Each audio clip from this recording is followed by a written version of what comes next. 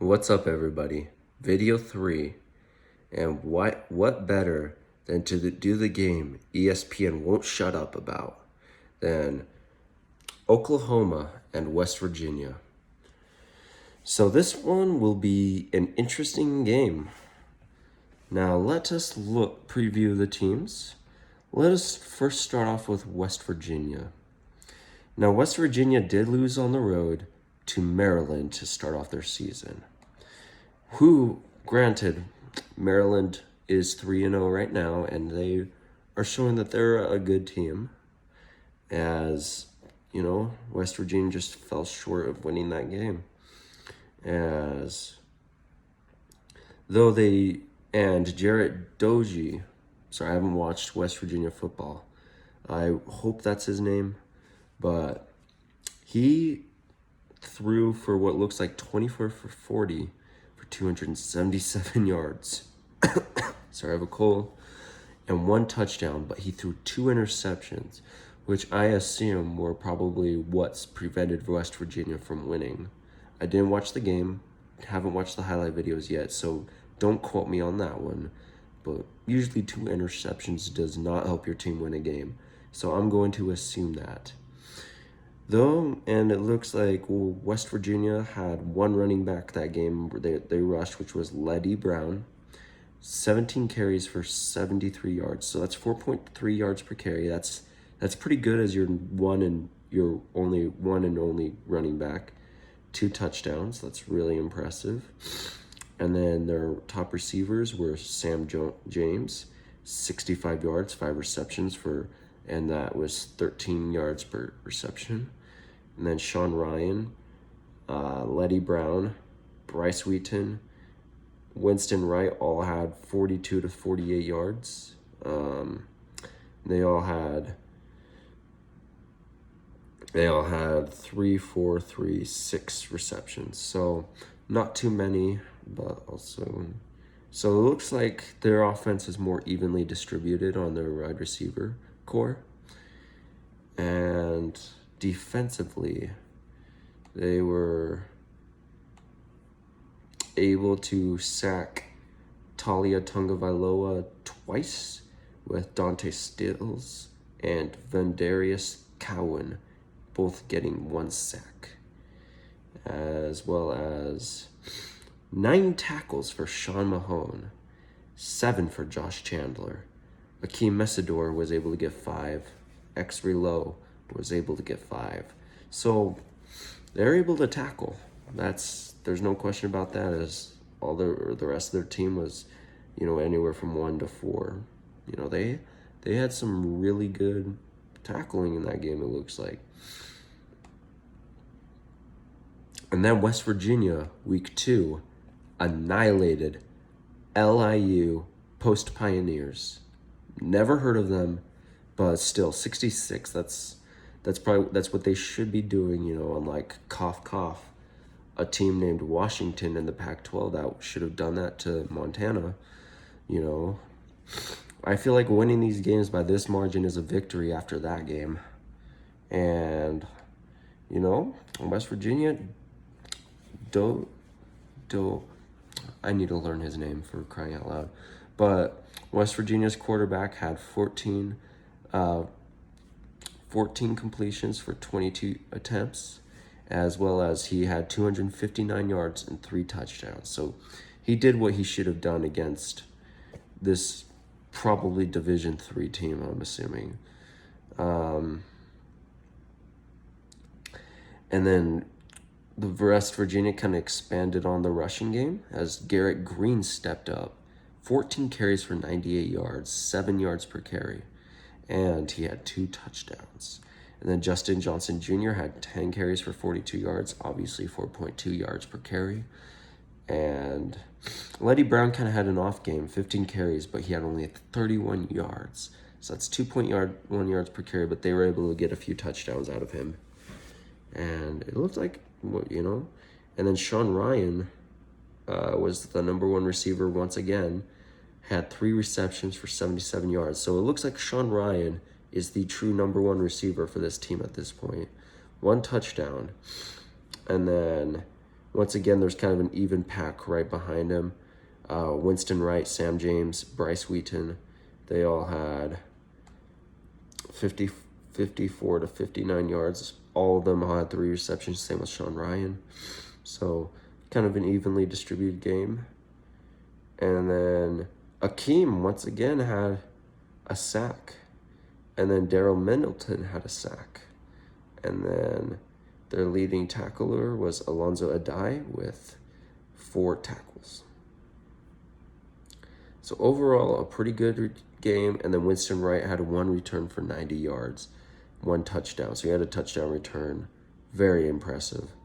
I am very, very impressed with West Virginia's first 2 games.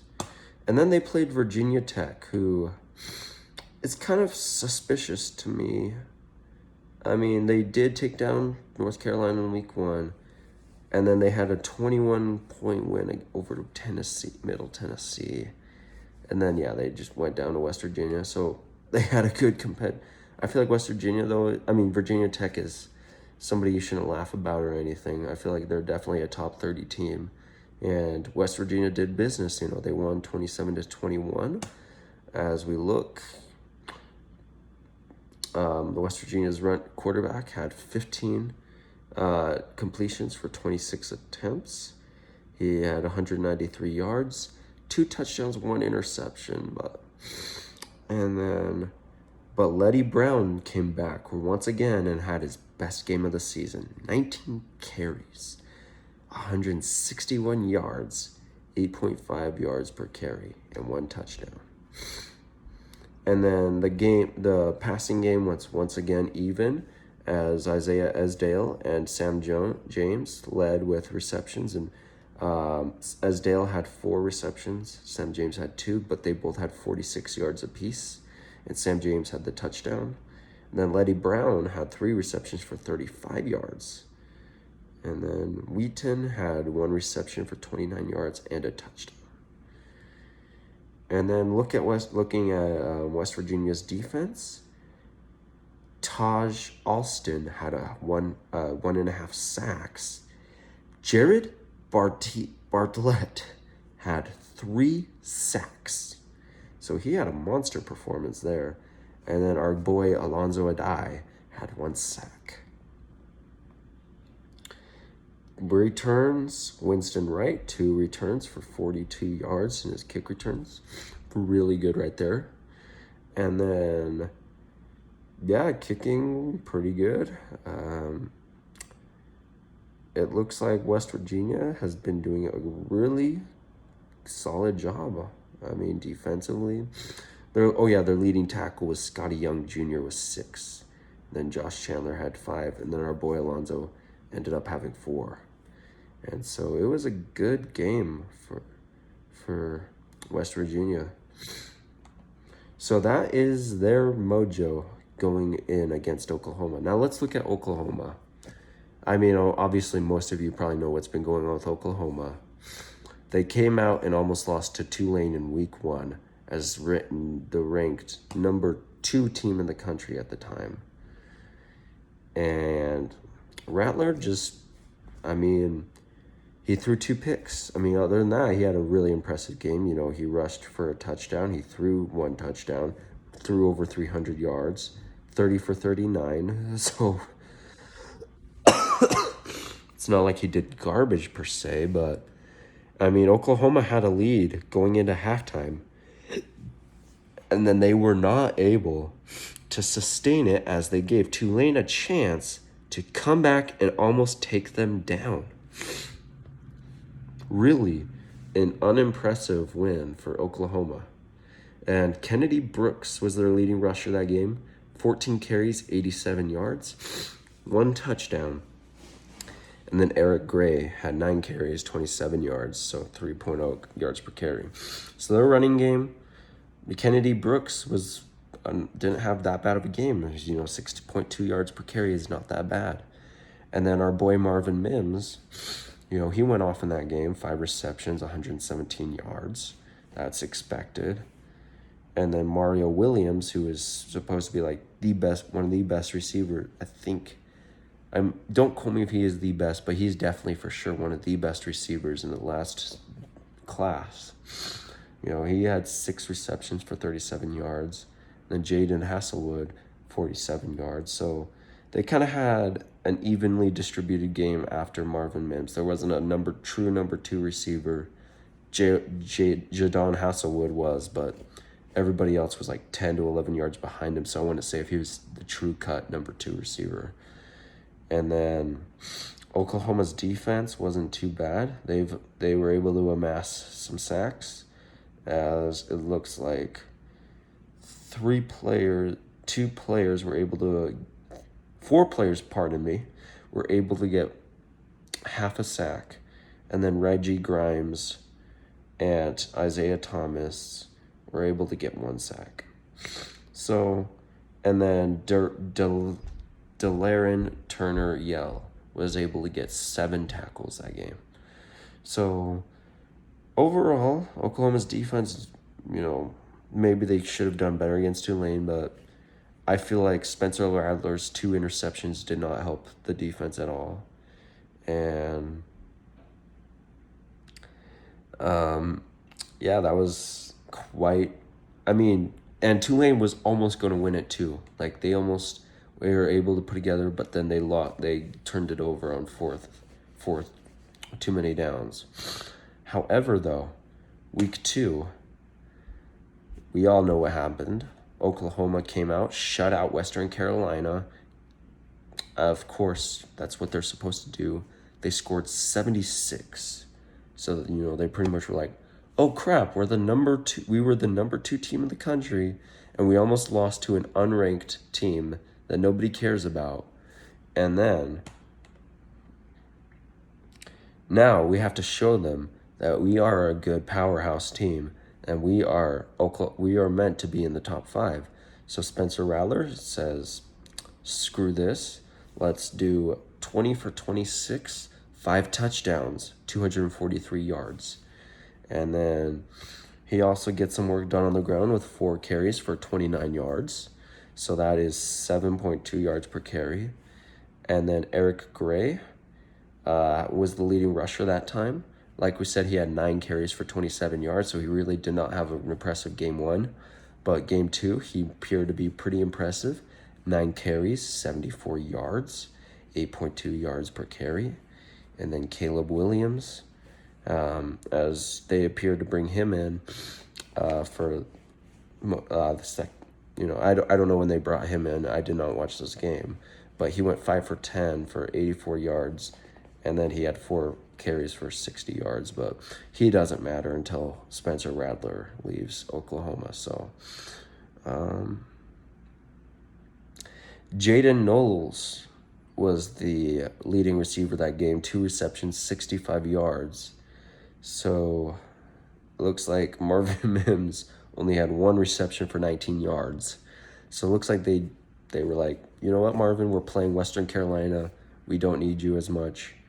Let's try to get Mario Williams, who is supposed to be really good for us, some touches. And it was 4 receptions for 49 yards, 12.2 yards per reception, 1 touchdown. Braden Willis had 2 receptions, 51 yards.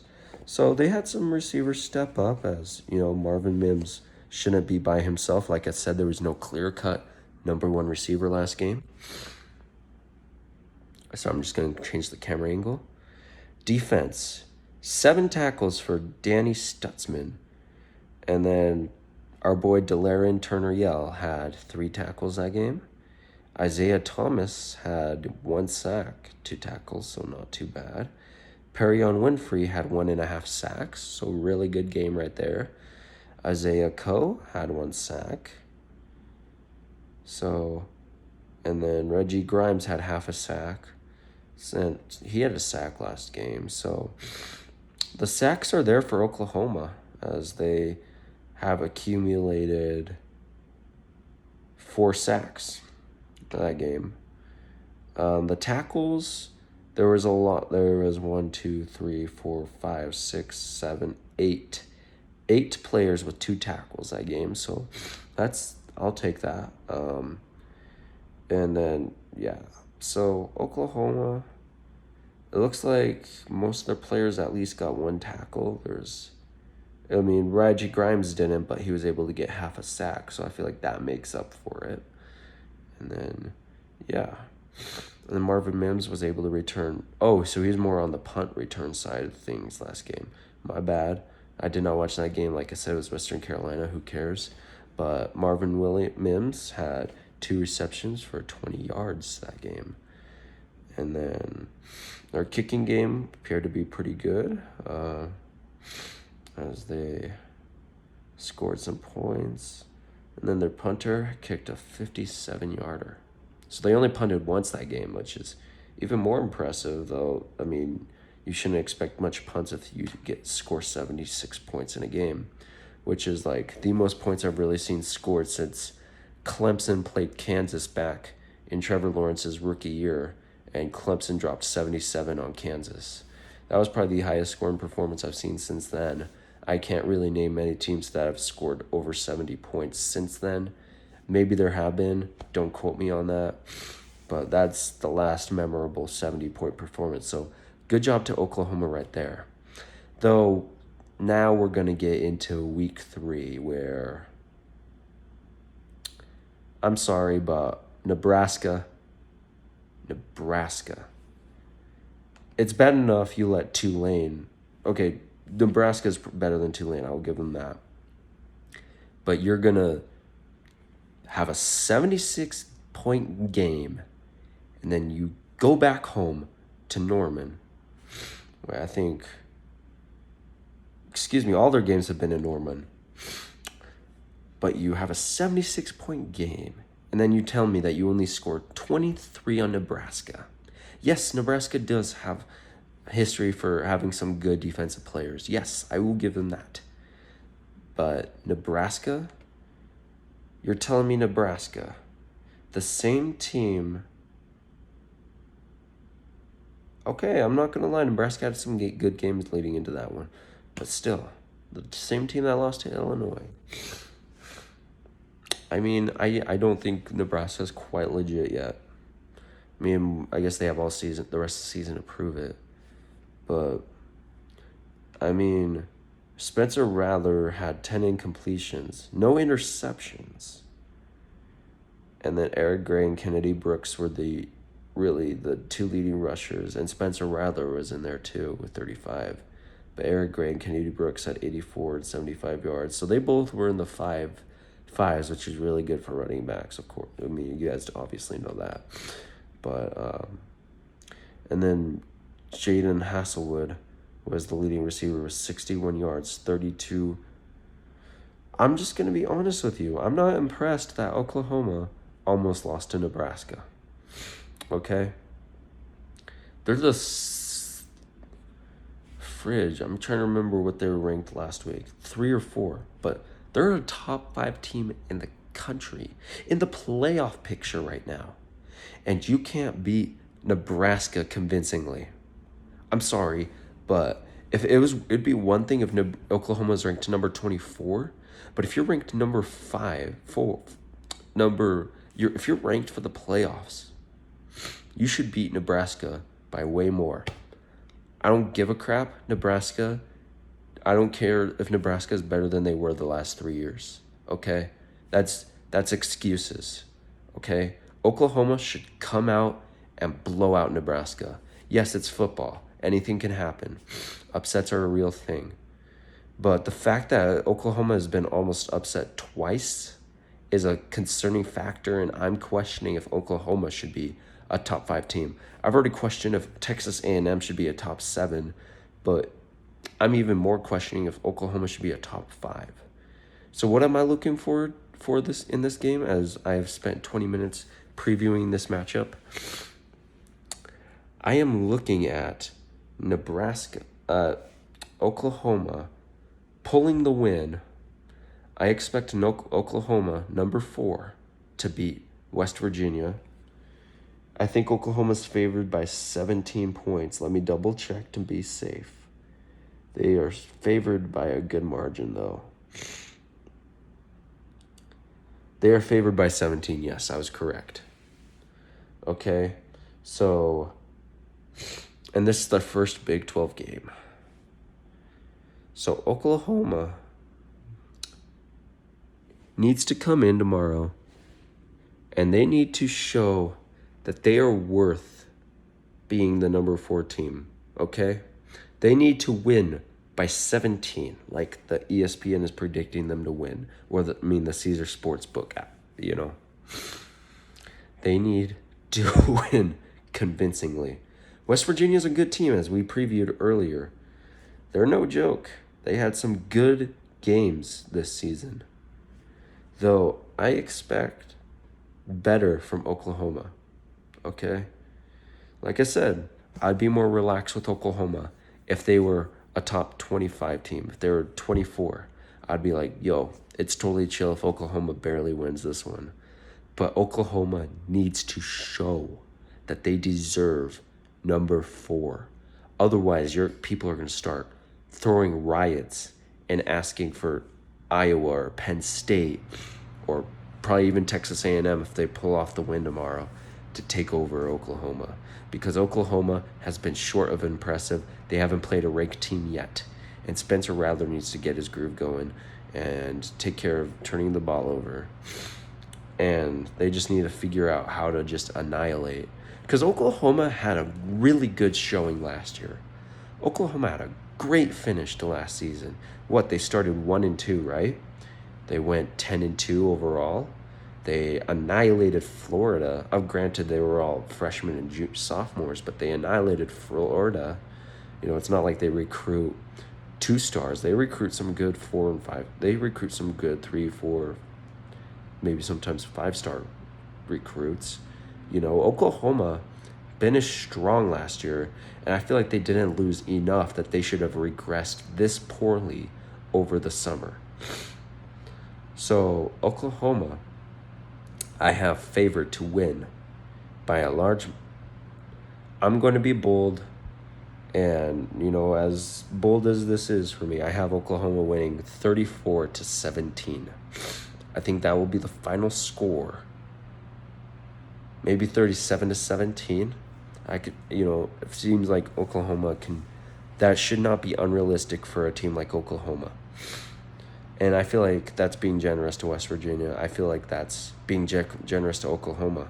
Oklahoma better win by more, in my opinion, if they want to prove that they deserve the number 4 spot. Thank you guys for listening again. I hope you guys enjoyed this. Let me know what you guys think about this game. Who do you guys think is going to win tomorrow? And let me know how I can improve. You know, like I said, this is my 3rd video, so I am very inexperienced so far. But I hope you guys enjoyed my analysis. And I hope you guys have a great night. Peace.